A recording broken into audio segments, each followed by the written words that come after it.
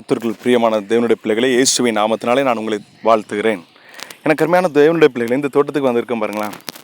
இந்த தோட்டத்தில் இங்கே ஒரு வாய்க்கால் இருக்குது. இதில் சுரைக்காய் செடி இருக்குது. இதில் எப்பவும் தண்ணி போய்ட்டுருக்கு பாருங்கள்.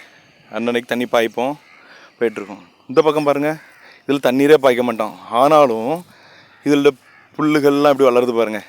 இது உலகம். இன்றைக்கி நிறைய ஒரு உலகத்தை குறித்து தான் கலங்கி போய் இருக்கிறோம். அவங்க நல்லா இருக்காங்க, இவங்க எப்படி இருக்காங்க, அவங்க பெரிய பணக்காரராக இருக்கிறாங்க, அதை தான் இன்றைக்கி பார்த்து ஏங்கிட்டு இருக்கிறாங்க ஜனங்கள். அப்படி நம்ம இருக்கக்கூடாதுங்க. ஒரு தேவனுடைய பிள்ளை வாய்க்கால்கள் ஓரத்தில் பாருங்கள், நீர்க்கால்கள் ஓரமாக நடப்பட்ட மரம் அது எப்பொழுது செழித்து இருக்கும். அந்த மரம் என்ன செய்த பாருங்கள், அப்படி பாருங்களேன். இந்த சுரைக்காய் செடி டெய்லி தண்ணி போய்ட்டு இருக்கிறதுனால அதனால் வளர்ந்து அப்படி நலங்கருங்க பூ பூத்துட்டு வந்துட்டு பார்த்தீங்களா. இது என்ன செய்யுது அப்படின்னா, அந்த உலகத்தை குறித்து இது கவலைப்படவே செய்யாது. தேவனுக்குள்ளே கண்மலையாக கிறிஸ்துவின் மேலே அஸ்திபாரம் போட்டு அந்த பரிசுத்தாவின் தண்ணீரை பெற்றுக்கொண்டு இந்த சொரைக்காய் என்ன செய்யும் அப்படின்னா, இந்த சொரைக்காய் செடி எப்படி வருது பாருங்களேன். இந்த தண்ணீரை பெற்று இந்த உலகத்துக்கு நேராக வருது பாருங்கள். இது உலகம். இங்கே வந்து தான் அது என்ன செய்யும், கனிகள் கொடுக்கறதற்கு காரணமாக இருக்கும். இந்த தேவனுடைய பிள்ளைங்க இந்த உலகத்தில் வந்தால் அதனுடைய அழகே தனியாக இருக்குது பாருங்களேன். இந்த சொரைக்காய் செடி இந்த உலகத்தில் வந்து கிடக்கு பாருங்களேன். இந்த புல்கள் நிறைந்த இடத்துல அது மாத்திரம் தனியாக தெரியுது பாருங்கள்.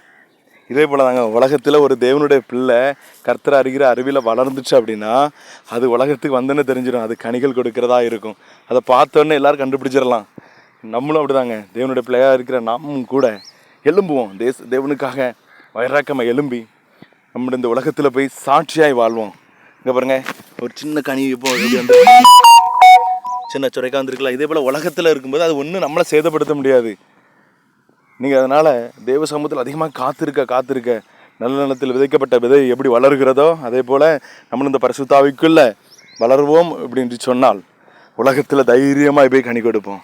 உலகத்தை குறித்து கவலைப்பட மாட்டோம். உலகத்தில் அப்படி இருக்குது இப்படி இருக்குன்னு சொல்லி கவலைப்பட மாட்டோம். இங்கே பாருங்கள் எப்படி அழகாக வருது பார்த்தீங்களாங்க.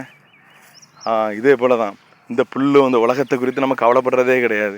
தேவனுடைய பிள்ளைகள் எப்பொழுதும் எல்லோருத்தையும் ஐக்கியமாகவும் அன்புள்ளவர்கள் செலுத்தி அந்த தேவனுடைய சாயலை நம்ம வெளிப்படுத்தும் பொழுது இந்த உலகம் உங்களை ஏற்றுக்கொள்ளுங்க. இந்த உலகத்தில் உங்களோட தேவன் இருக்கிறார் என்று ஏற்றுக்கொண்டு அவர்களும் இந்த மாதிரி உலகங்களில் எங்களையும் நல்ல நிலத்தில் விதைக்கப்பட்ட விதை போல மாற்றுங்க அப்படின்னு சொல்லும் பொழுது இதையும் தோண்டி எடுத்து தூர்வாரி அதிலையும் தூணி அதுவும் வளரும். அதே போல் தான் நீங்களும் பரிசுத்தமாக இருந்தீங்கன்னா தேவனுடைய பிள்ளைகளாக இருப்பீர்கள் என்று சொன்னால் இந்த உலகத்தில் ஜனங்களும் உங்களை பார்த்து சொல்லுவாங்க, நாங்களும் உங்களை போல பரிசுத்தமாக வாழணும், நாங்களும் உங்களை போல அன்புள்ளவராக வாழணும் அப்படின்னு சொல்லி அவங்க கேட்பாங்க. அதை விட சந்தோஷம் இந்த உலகத்தில் இருந்தங்க சந்தோஷம்.